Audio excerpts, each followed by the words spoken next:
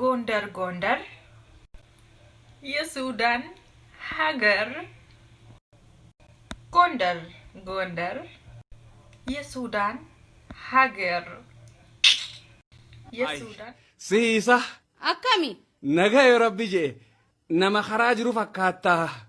barna qofaa miti hay eessaaf yaatan ammoo karaa gaara mul'ataati maali nagaa miti wanni aanuuf moo waan yaa'uu qabnuuf jechuun gama gaara mul'ataa wanni dhayxaniif gaarri mul'ataa gama keenya waan hin dhufneef toora misilaa bakki dhaynu baanta dabbaali akkas hin jenneeti inni kun gannaa fi bona wanni hurree hagooggatuuf maali dhiiroo dabbaal gaa waan dhaamotuuf ibsa dhabee jechuudha jaartii kee hiiki na fuudhii ana bareedduudha nama osoo takkitti hasan daaboo tanarraa kaafatee iyyitu san ilmoo kun irraa qabaatu ani si dinquu maqaa keetiin fira kootiin gargar ba'e fira faana gargar ba'e ani si dinquu si filadhuus yaadni kan kee humnaaf ta'e ofittummaan kee sumaaf ta'e kan si dinquu awwaalama dhabiduun ta'e kanan garab ana aarsi bifum tokkoon meeqan du'e bifum tokkoon meeqan du'e Sifu siraatee duuko egaawaan inoole gaarifameenya keeti waliisaan wallaale anaan naqabattee maaf anaan namiita beekta anaan anatu silaa jiruu keef jiraata anaan naqabattee walaloo zalaalamaa barraa tokko sii jedha waggaa 10 meeqan dura dhaggeeffadhe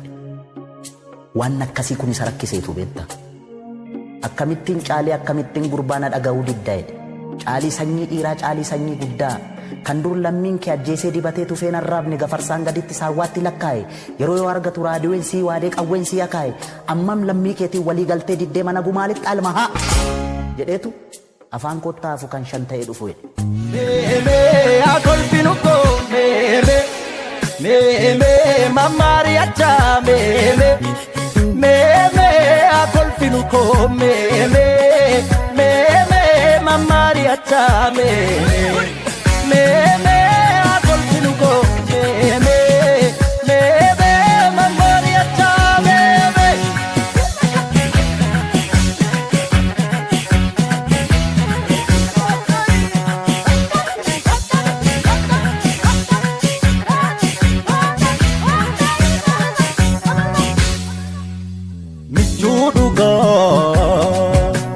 Michuduga ya la seko magal kaloko irko duga ya kateko yositare kaloko kulfu kabla ya la seko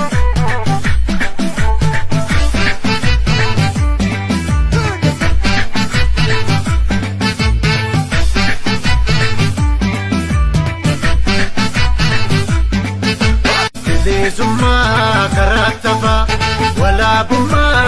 pankofat oromuma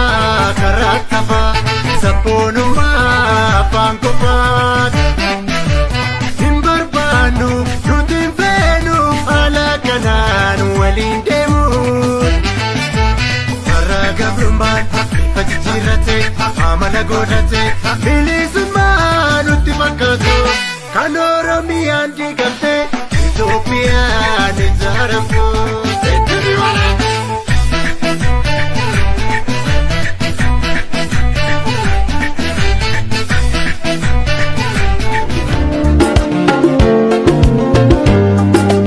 Amal khigari Onne to bochiste Sambari Amal khigari Onne to bochiste Sambari Hasoni khosama Ganama fi wari Hasoni khosama Ganama